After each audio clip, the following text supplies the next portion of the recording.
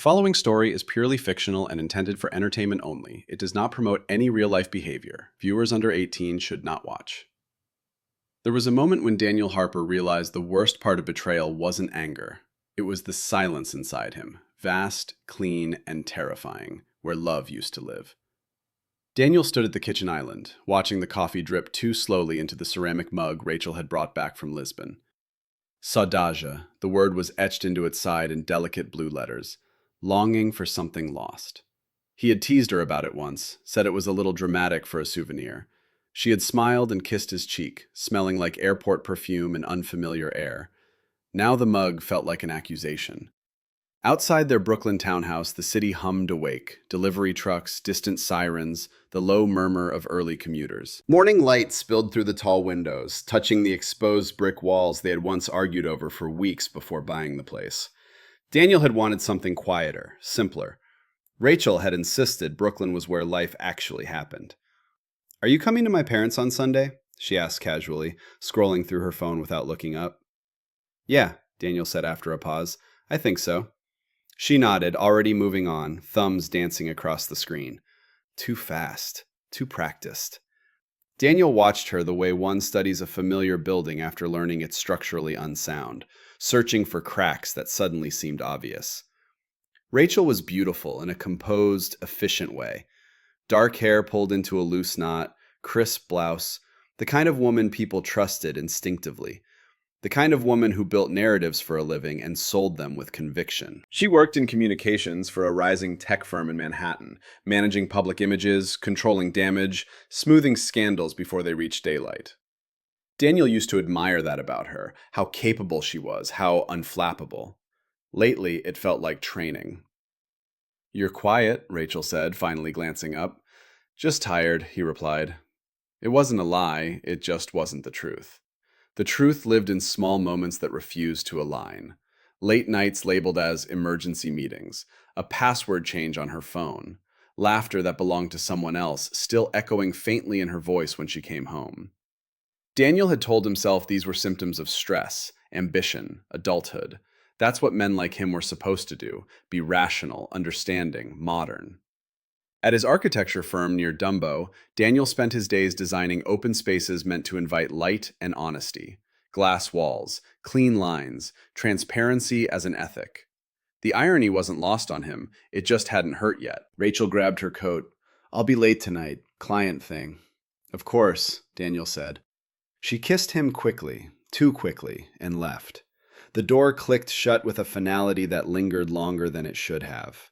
Daniel stood there, coffee cooling in his hands, aware of a strange sensation spreading through his chest. Not jealousy, not fear, emptiness. As if something essential had quietly packed its things and left without saying goodbye. He would later realize this was the beginning, not of rage, not of confrontation, but of mourning. Mourning for a version of himself who believed love was always mutual and silence was a sign of strength. That version of Daniel Harper was already gone.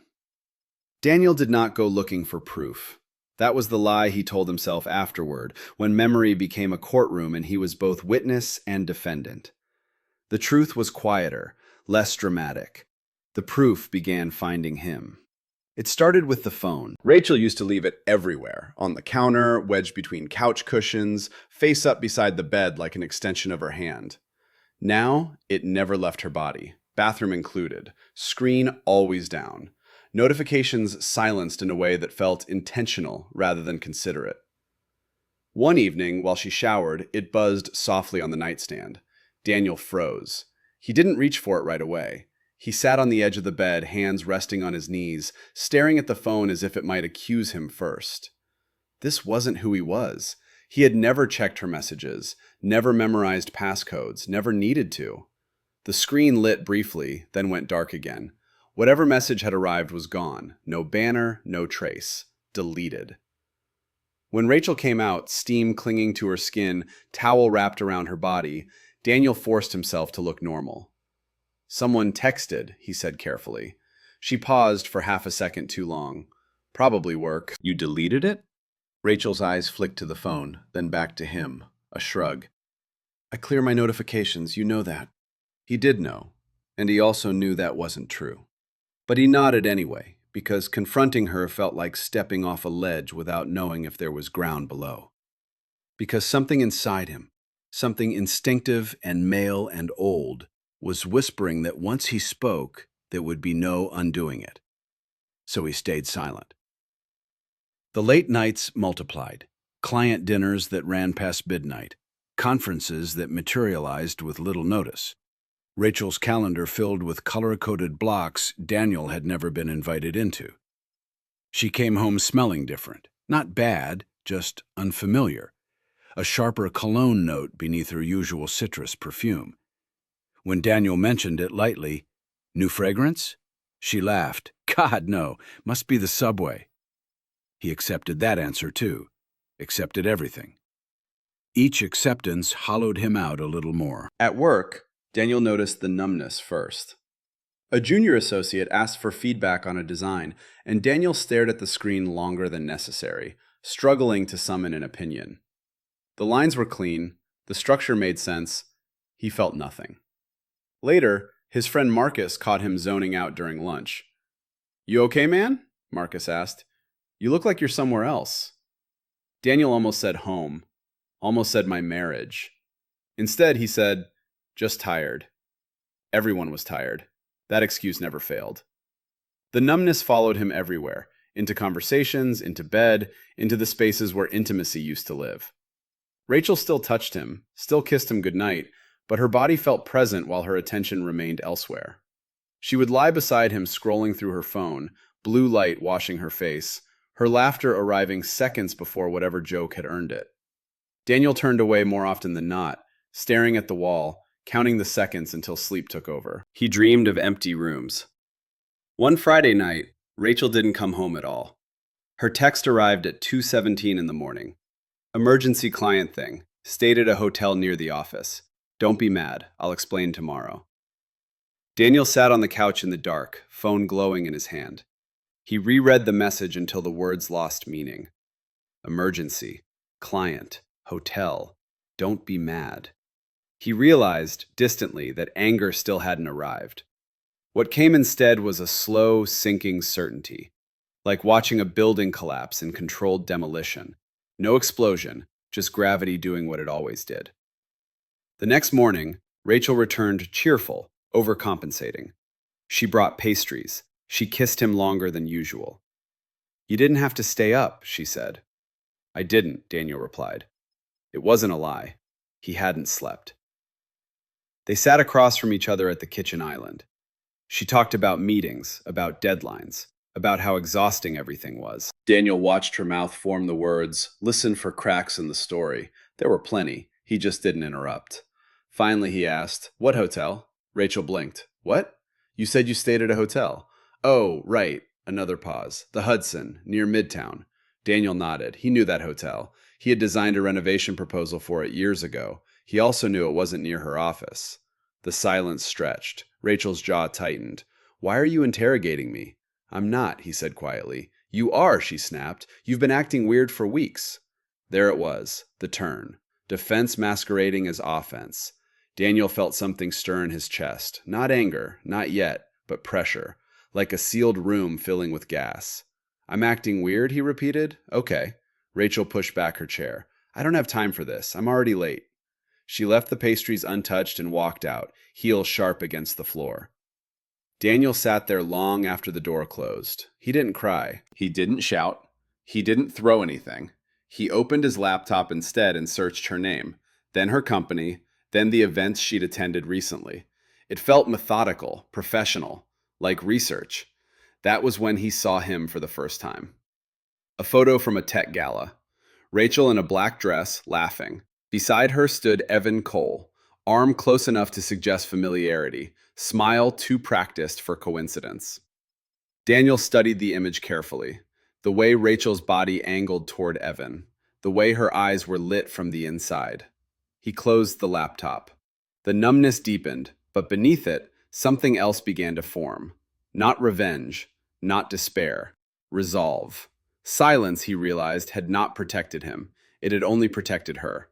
And for the first time since the emptiness began, Daniel felt the faint outline of a boundary taking shape. Daniel had always believed discovery would be loud. He imagined raised voices, a slammed door, maybe a confrontation in the rain, something cinematic enough to justify the collapse that followed. Instead, the truth arrived quietly, with the patience of something that had never feared being found. It came on a Tuesday afternoon, during a lull at work when the office hummed with polite productivity. Daniel sat at his desk, blueprints open, cursor blinking in the margin of a design note he hadn't revised in 20 minutes. His phone buzzed. A calendar notification. Rachel Harper, shared event updated. That in itself wasn't unusual. They shared calendars out of convenience, or at least they used to. What made Daniel's fingers still was the title of the event. Dinner, EC. No emoji. No client code, no explanation, just initials. He stared at the screen, waiting for his mind to soften the edges. EC could mean anything, he told himself. Executive committee, editorial consult, emergency call. But his body didn't believe the lie. His pulse stayed slow, unnervingly calm, as if some deeper part of him had already accepted the answer and was simply waiting for his conscious mind to catch up. He clicked into the event. Private location, no address. Daniel exhaled, long and measured. He didn't cancel meetings. He didn't call her. He didn't text. Instead, he did something Rachel had taught him how to do without realizing it. He followed the trail. The tech gala photo came back to him, the way Evan Cole's hand hovered near Rachel's waist without touching it. A gesture intimate precisely because it pretended not to be. Daniel searched Evan's name now, methodically, unemotionally. The internet offered him everything. Articles, interviews, podcasts. Evan Cole was 39, founder of a rapidly scaling AI logistics startup. Divorced, charismatic, known for being intense, a word men like him wore as a badge of honor. There were photos from panels, fundraisers, rooftop parties, and there, scattered among them like breadcrumbs, were Rachel's appearances. Not tagged, not obvious, but always nearby. The same event, the same circles, the same dinners described vaguely as industry networking. Daniel felt something detach inside him. Not shatter, not break, detach. As if a structure he'd lived inside had been carefully lifted away, leaving him exposed to weather he hadn't prepared for. At 6 o'clock, he left the office early. He didn't go home. He went to Midtown.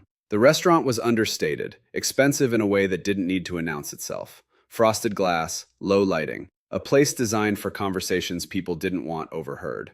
Daniel stood across the street for a long moment, watching reflections move behind the windows. He wasn't shaking. He wasn't sweating. His mind felt eerily clear.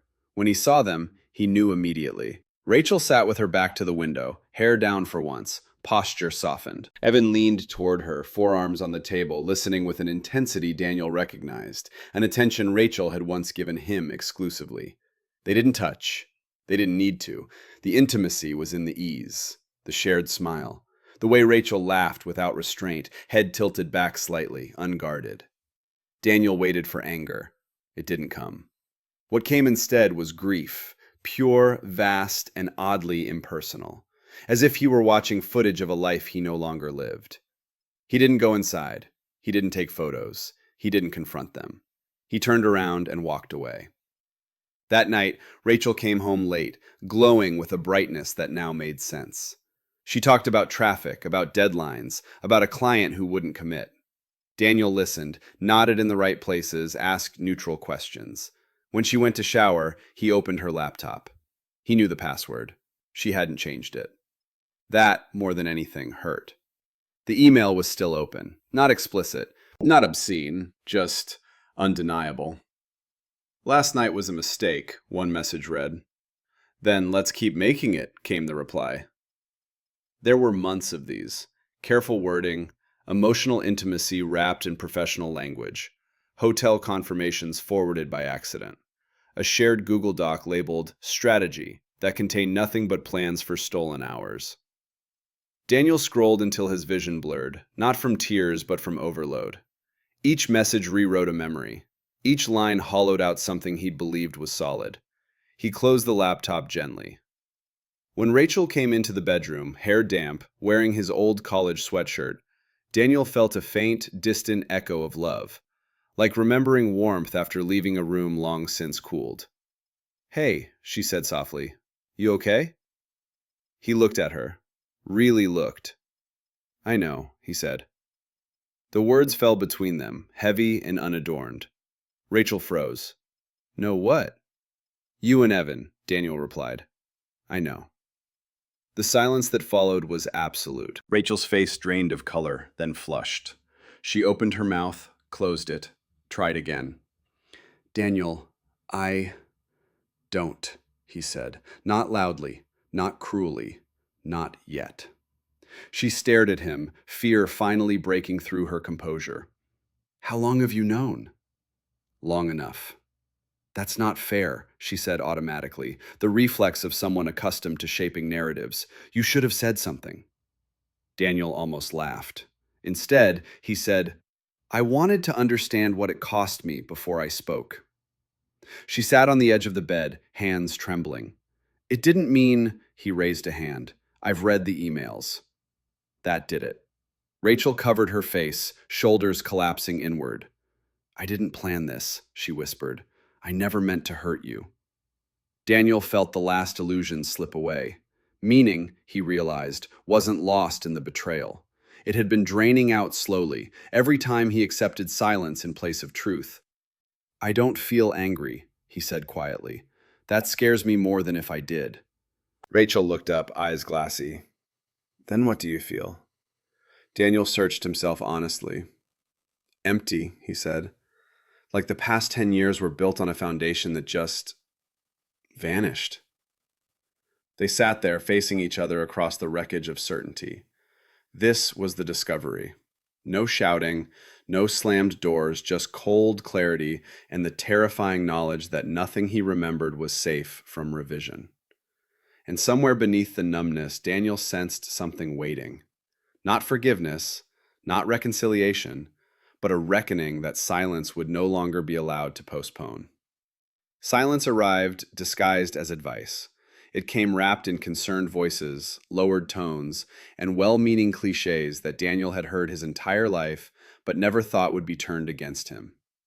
"Man, don't do anything you'll regret," Marcus said over beers, leaning back like a referee calling for a timeout. "You're the calm one. Always have been." Another friend texted, "Take the high road. Don't give her the satisfaction of a reaction." Even Daniel's mother, careful and gentle on the phone, chose her words like glassware. "Sometimes dignity is knowing when not to speak," she said. "Men endure. That's strength. Endure." The words settled in Daniel's chest like sediment, heavy, inert. Rachel, meanwhile, moved through the house like someone tiptoeing around a sleeping animal. She spoke softly, asked if he wanted dinner, left space between them in bed as if respect could be measured in inches. "I'm giving you time," she said one evening, almost proud of herself. "You don't have to say anything yet." Daniel nodded. He said nothing. And the emptiness grew. It expanded in the quiet moments, the clink of dishes, the hum of the refrigerator, the space where arguments should have been but weren't. Silence didn't soothe him, it anesthetized him. It turned his pain into something abstract, something unnameable. At work, he was praised for his composure. "You're handling this like a pro," his supervisor said, clapping him on the shoulder. "A lot of guys would lose it." Daniel smiled thinly. Inside, he felt like a house sealed too tightly. No windows, no air circulation, pressure building without release. One night, he lay awake beside Rachel, staring at the ceiling. She breathed evenly, pretending to sleep. Or maybe she actually was. Either way, her calm felt like an insult. He realized then that silence had become a performance. Everyone wanted him to be the good man, the rational one, the one who absorbed betrayal quietly so no one else had to feel uncomfortable. But silence wasn't neutral. It wasn't noble. It was a lie. A lie that said he wasn't hurt enough to deserve words. A lie that protected her from facing what she'd done. A lie that was slowly erasing him. Daniel sat up. Rachel stirred. "Daniel?" He didn't answer. He got out of bed, pulled on a sweatshirt, and went to the kitchen. He stood there for a long time, palms flat against the counter, grounding himself in the cold stone. He thought about the emails, the laughter at the restaurant, the way Evan Cole had looked at her like she was something he'd earned. And finally, anger arrived. Not explosive, not wild, clean, focused, necessary. Rachel appeared in the doorway, hugging herself. "Are you okay?" Daniel turned to face her. His voice, when it came, surprised even him with its steadiness. "No," he said, "and I'm done pretending that I am." She swallowed. "I told you I'm sorry." "I know," he replied, "but you don't get to apologize your way out of a conversation." Rachel stiffened. "I said I'd answer your questions when you're ready." "I am ready," Daniel said, "and we're not doing this gently." Her eyes widened. "Daniel, I spent weeks being quiet," he continued, words gaining weight as they left him, "because everyone told me silence was strength, that if I stayed calm, I'd be the better man." He took a step closer, not threatening, unavoidable. But all silence did was teach me how little space I take up in my own marriage. Rachel's composure cracked. "That's not fair." "No," Daniel said sharply. "What's not fair is you cheating on me and expecting me to process it privately so you can feel less ashamed." She flinched. "That word, shame, you keep dodging it," he said, "but I'm done carrying it for you." Rachel's voice shook. "What do you want from me?" The answer came without hesitation.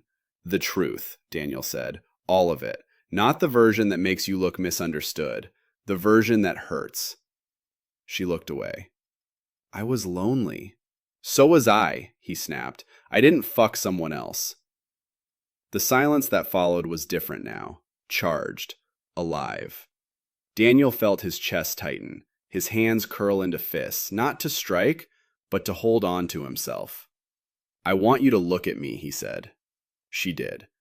"I want you to hear what this did to me," he continued. "You don't get my forgiveness. You don't get my calm. Not yet." Tears slid down Rachel's face. "You're being cruel." "No," Daniel said quietly. "I'm being honest."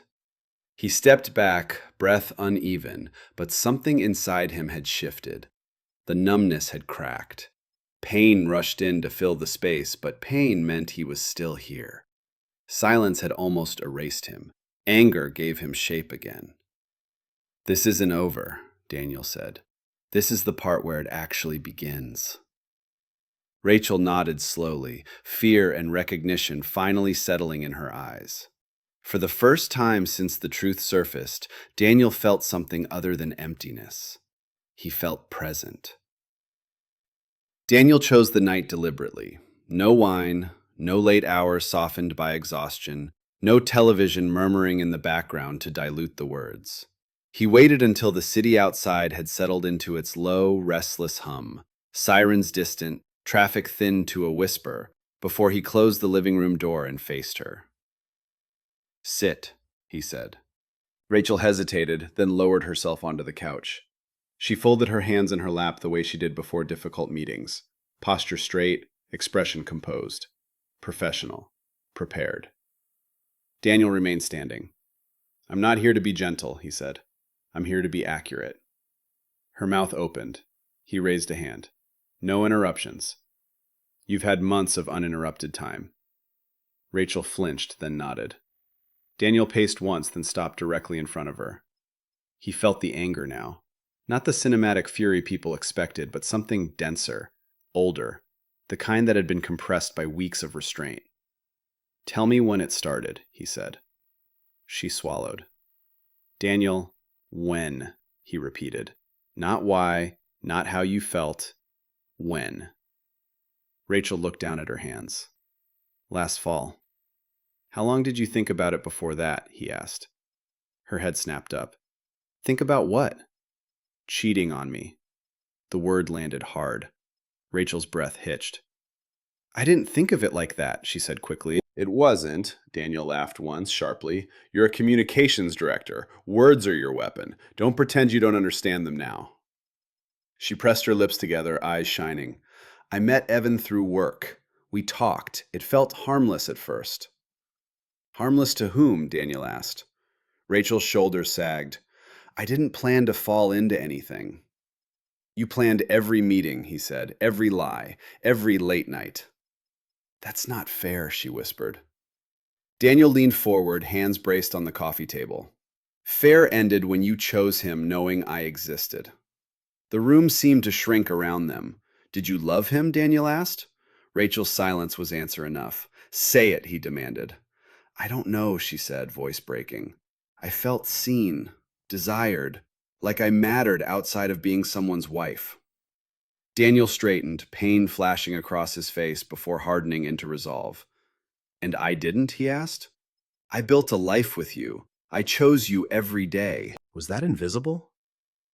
She looked up at him then, really looked, and whatever she saw made her recoil. I was afraid, she said, afraid that this was it, that my life had already peaked. So you detonated it, Daniel said flatly. Tears spilled freely now. I didn't think you'd ever find out. There it was, not remorse, calculation. Daniel nodded slowly. Thank you for finally telling the truth. She wiped her face with trembling hands. I hate myself for this. No, Daniel said, you hate being caught. That's not true. Then stop trying to escape what this makes you, he snapped. Sit in it. Feel it. Rachel shook her head. You don't understand what it's like. I understand perfectly, Daniel cut in. I understand that while you were finding yourself, I was losing myself, quietly, because I thought that's what a good husband did. He turned away, ran a hand through his hair, then faced her again. I replay everything now, he continued. Every memory, every anniversary, every night you said you were tired. And I wonder which parts were real and which ones were just placeholders. Rachel sobbed openly. They were real to me. That doesn't absolve you, Daniel said. Reality doesn't get erased just because you felt something. He stepped closer again, voice low, controlled. Did you ever think about me when you were with him? She hesitated. Daniel's jaw tightened. Answer. Yes, she whispered. Sometimes. And you did it anyway. Rachel nodded, shame finally bending her posture inward. Daniel felt something break free in his chest. Not relief, not forgiveness, but release. I need you to hear this, he said. I am angry, and I'm allowed to be. She nodded again, tears dripping onto her blouse. I'm not going to cushion my pain so you can survive it more easily, he continued. You don't get my silence as mercy. Rachel looked up, eyes red-rimmed. What do you want from me now? I want accountability, Daniel said. Not tears, not explanations that center you. I want you to own what you did without asking me to make it easier. She shook her head weakly. I don't know how. Then learn, he replied. Because whether we end or not, and don't mistake me, that's still undecided, you will not walk away from this thinking it was a misunderstanding. Rachel pressed her palms to her eyes. I'm scared. You should be, Daniel said. This is the part you avoided. He stepped back, exhaustion finally settling in his bones. I'm going to stay somewhere else for a few days, he said. Not to punish you, to breathe. Rachel's head snapped up. Daniel, please. No, he said, voice firm. You don't get to negotiate my boundaries anymore. He grabbed his jacket, keys already in hand. At the door, he paused. One last thing, he said without turning around. Do not tell anyone a softened version of this story. If you do, I will correct it publicly. Rachel went still. I'm done protecting you, he added, especially from yourself. The door closed behind him with a quiet finality. As Daniel stepped into the cool night air, his hands shook, not from doubt, but from the aftershock of truth finally spoken aloud. The emptiness hadn't vanished, but it had been punctured. And for the first time, Daniel knew that whatever came next, more pain, more confrontation, it would be real. Daniel didn't want Evan Cole to be a monster. That would have been easier, some caricature of predatory arrogance, a villain neatly dressed in entitlement. Monsters could be hated cleanly. Monsters required no nuance.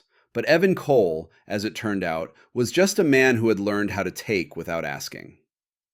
Daniel waited until the anger settled into something colder before reaching out.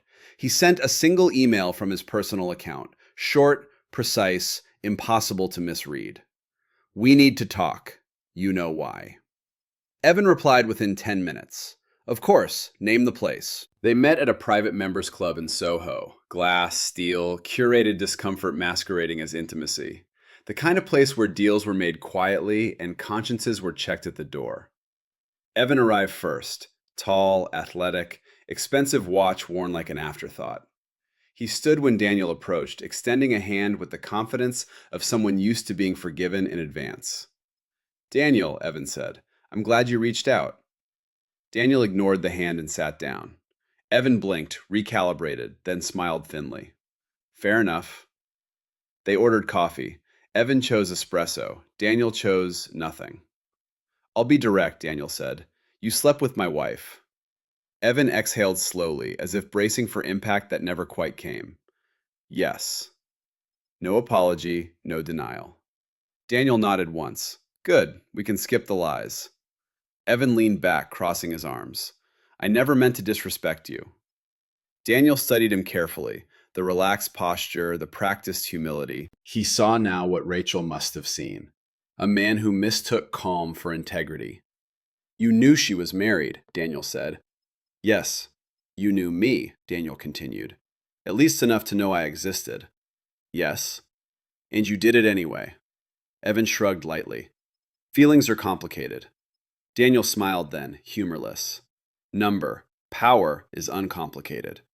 Evan stiffened. "I don't." "You're wealthy," Daniel interrupted. "Influential, admired. You move through rooms assuming access. You don't seduce, you invite, knowing most people won't say no." Evan's jaw tightened. "Rachel is an adult. She made her own choices." "She did," Daniel agreed. "And so did you. Don't hide behind her agency to excuse your appetite." Silence stretched between them. The illusion of civility thinned. "I cared about her," Evan said finally. "It wasn't just sex." Daniel leaned forward slightly. "Tell me something. Did you ever once think about what this would do to me?" Evan hesitated. Daniel's eyes sharpened. "Answer the question." "No," Evan said quietly.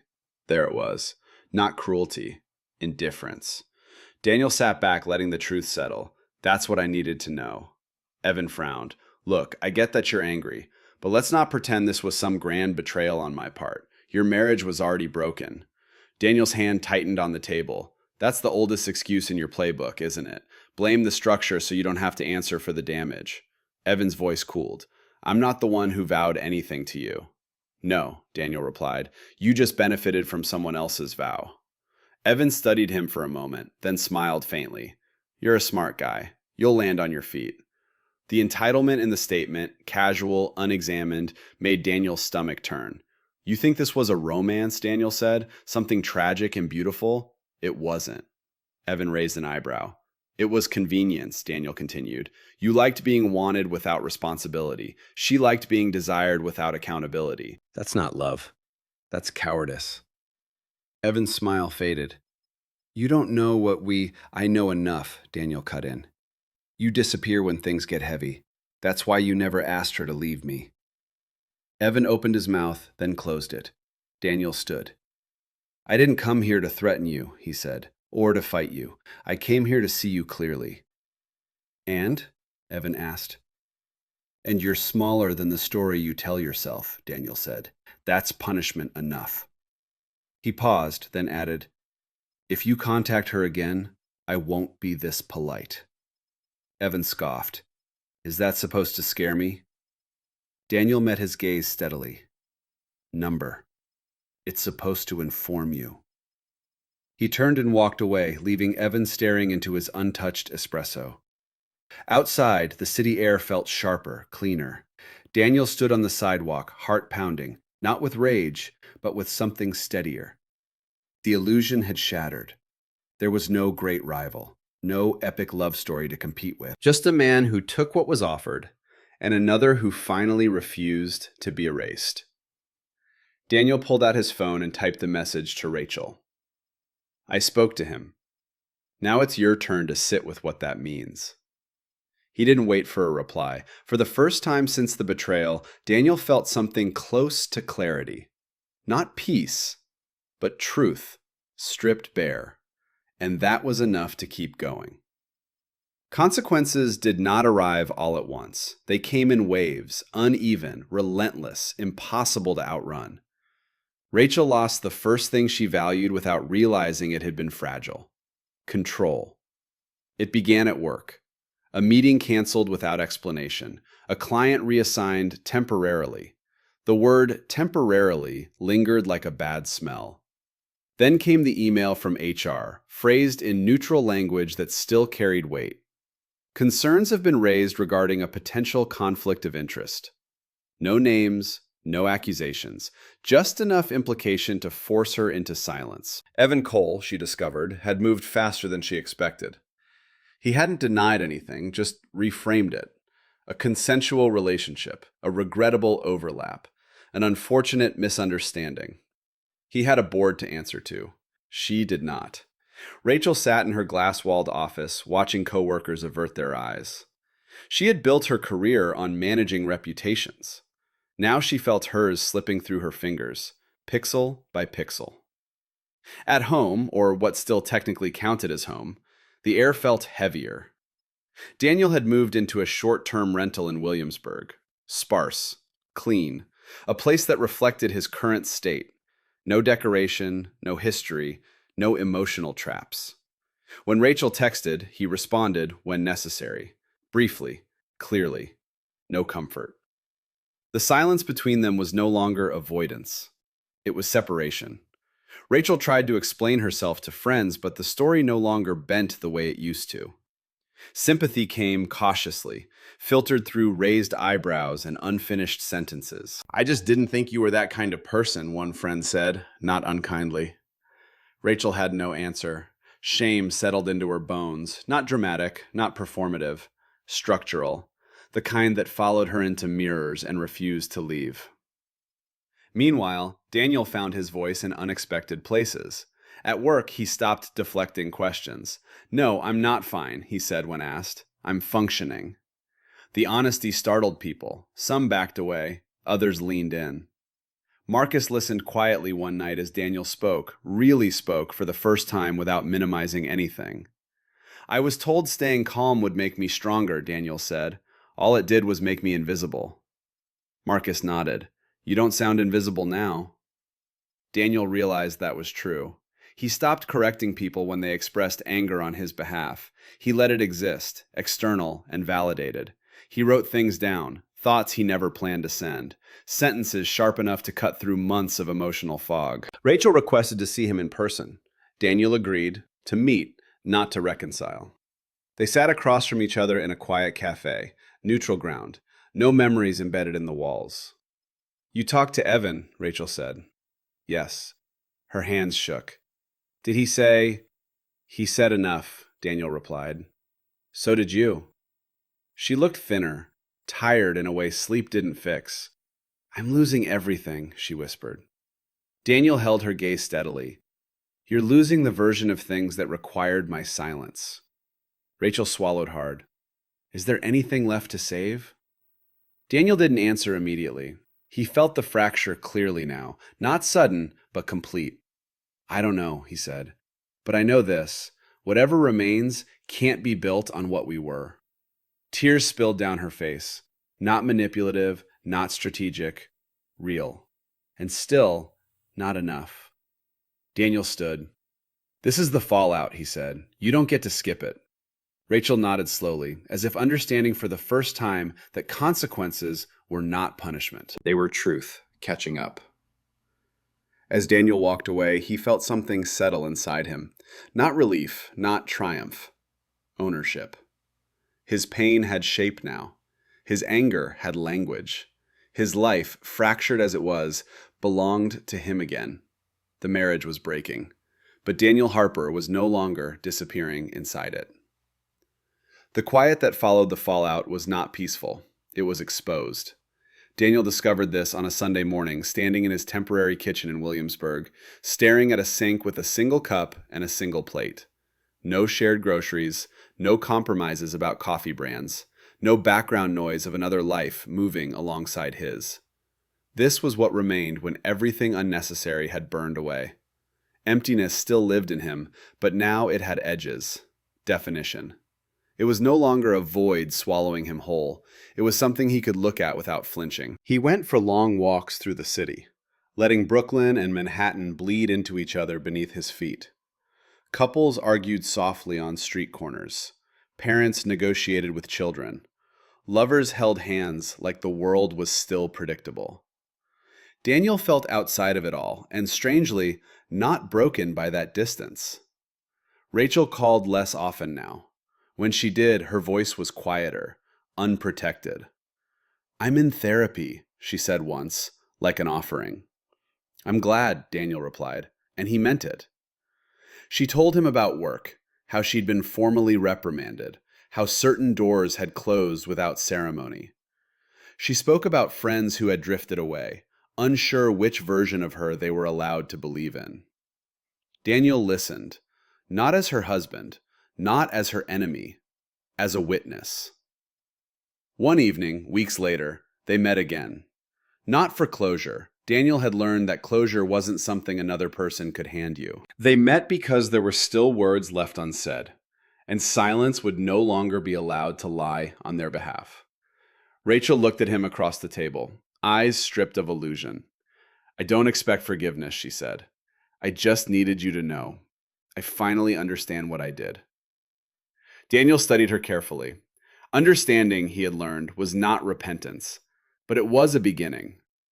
"What do you understand?" he asked. "That I didn't just betray you," she said. "I erased you from your own marriage. I made your pain something you were supposed to manage quietly, so I wouldn't have to face it." Daniel nodded slowly. "Yes." She took a shaky breath. "And I'm ashamed. Not because I got caught. Because I chose myself at the cost of your reality." The words landed differently than all the others had. Daniel felt the final knot loosen, not into forgiveness, but into acceptance. "I'm not angry all the time anymore," he said, "but that doesn't mean we go back." Rachel's eyes filled. "I know." They sat there in the aftermath, not enemies, not lovers, two people finally seeing the wreckage clearly without trying to redecorate it. Later, alone again, Daniel returned to his apartment and stood by the window as the city lit up. He thought about the man he had been, the one who believed silence was dignity, endurance was love, and pain should be swallowed to keep the peace. That man was gone. In his place stood someone quieter, yes, but not silent. Someone who knew that anger, when spoken honestly, was not cruelty. It was truth refusing to disappear. Daniel did not feel healed. He felt finished. Finished pretending. Finished absorbing harm to preserve an image. Finished confusing forgiveness with erasure. The emptiness was still there, but it no longer frightened him. It was simply space. Space where something honest might eventually grow. And if nothing did, that too would be real. Daniel turned off the lights and let the dark settle naturally around him. Not as punishment, not as exile, as an ending he had earned.